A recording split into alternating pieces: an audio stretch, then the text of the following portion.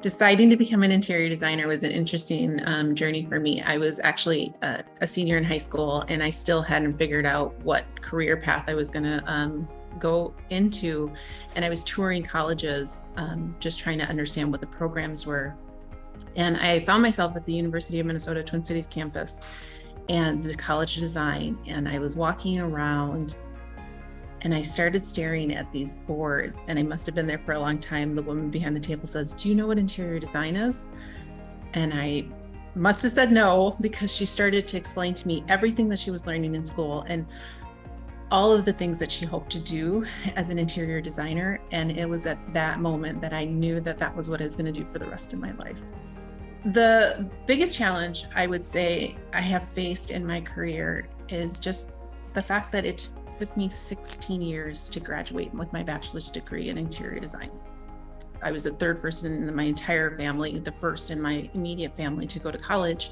We didn't even understand what college was. And there were a lot of cultural barriers that I had to overcome in terms of what the expectations, what my family expected of me and wanted for me, and what I wanted for myself.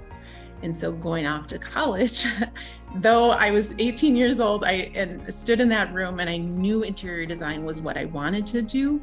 The one program was too close to my family for me to actually go. And so I had to leave the Twin Cities to be able to get into college and to establish myself and find my own grounding and footing. So I studied graphic design, and I thought to myself, when I made that decision, I thought they must be close enough. Design. They must be related in some way. And I started studying graphic design and knew quickly that that really wasn't where I was or what I had set out to do. So after 2 years, I did have to graduate, or I did have to transfer to the University of Minnesota Twin Cities to actually start my journey in interior design. The programs for interior design, at least at the time that I started, it was a 4-year degree, and you had to complete it in 4 years. So now I knew that instead of just having gone to school for 4 years, I would be in school for 6 years. And then at the time as well, I was the only person of color in my classes. I was the only one coming from my history or my background. It felt like I was already behind. There were a lot of women who already knew what half the design language was. I didn't know what a Queen Anne chair was, and I didn't understand half of the conversations that were happening because design was so brand new to me. And then there were subtleties like no rap music in the studios. Well, rap music at the time, or Latina music, those were my life. Didn't have the same shared experience as all of my peers going to school. And so I felt isolated, and I felt like I didn't belong. And now I was back with my family, who actually were the people that made me feel like I belonged. I had time to hang out. I honestly just started hanging out more and going to school a little less. I failed out of college. And then having to restart my journey, I was fine because I was doing what my family expected. Now, after 2 years or 3 years, I was, failed out of college, but I was working a good job. I was getting paid well. And then I found myself pregnant, and honestly had to think about what my life was going to look like and understand that this was not who I was nor what I wanted. And so after kind of assessing where I was, I re-enrolled in the program at the University of Minnesota. Now having been in school for almost 4 years, I was a mom, and I would take my son to classes. Sometimes it meant he would come and he would sit in the class next to me and he would sleep while I was in color studio theory class. And before I went to interior design studio, I'd run him out to the parking lot to my husband, and he'd take him for the rest of the afternoon, and I'd go into interior design studio. And so I was doing everything I needed to. I was doing really well in schools. I was getting good marks.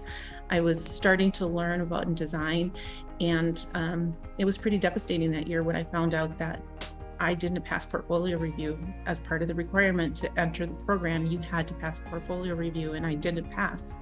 I didn't understand why. Again, knowing kind of what the requirements were, I was meeting the requirements of the classes, but I didn't get to go through to the program.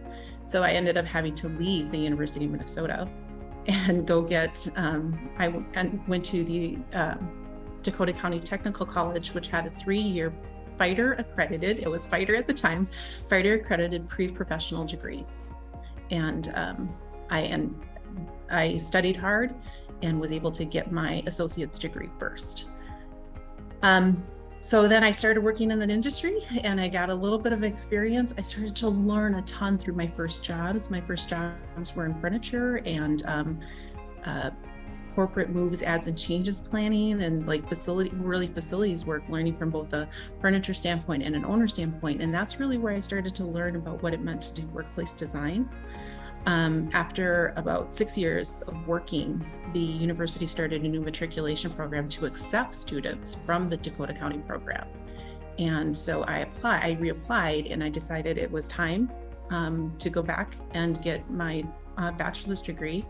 I went back to school to get my bachelor's degree. I was working full time. I now had 3 children and I was going to school part-time. And so, but the studio programs were the exact same. They were demanding and challenging. There were a lot of overnights. And like I said, I was kind of balancing a lot. But in 2012, 16 years after I graduated high school, I got my bachelor's degree in interior design and started a career in interior design. I think what I've learned about my story is that if at any one point I had believed everything that somebody said, like, you're not good enough. When I didn't pass portfolio review, you're not good enough, you're not talented enough, this is not really meant for you. If I had really truly believed that and I stopped, I wouldn't be the successful, talented interior designer that I am today. And I think that I had to recognize, even, just a few years ago when I was starting to assess what my career has looked like, understanding that not everybody's journey is the straight for your path. Everybody's journey is different, and mine was convoluted, but I learned so much, and I got all along the way. I was constantly learning and constantly growing. And I've got here. It was very different and a very different path, but to me, it's still, I am no less successful, I am no less talented, and I'm no less meant to be here than anybody else who just went through and were able to get just a 4-year degree and pass pretty quickly. If your heart is in it, if you know why or what you want to do, like me, your journey might have challenges. Your journey might look different than your peers, or even your past experience might look different than your peers.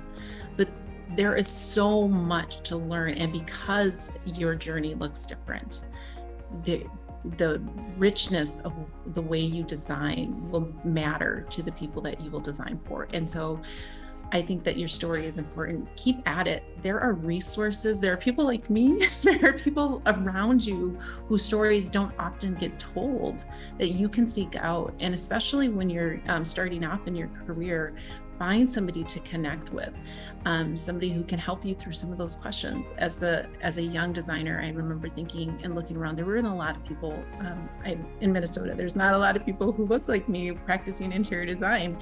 And so I didn't know often what the challenges I was experiencing were because I was coming from a different racial background, or if I just wasn't understanding, or was it because I was a woman? There was so many questions, but finding and seeking out mentors to help me through some of those questions helped me to feel more empowered and then start to share my story. And when you start to share your story and just start to share your experiences, regardless of what they are, you start to impact the way people think about design, and you start to impact the outcome of design.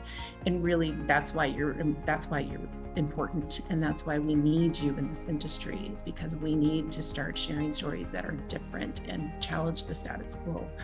Because the world is changing, because our environments and the people we interact with are evolving, our designs need to evolve to meet those needs, and we need to celebrate people in a different way. And so for you who are starting out, if there is a passion and you're willing to work hard and you've got resources around you, and even if you don't have resources, find the resources. There are tons out here, tons of professionals out here who will help you through your journey.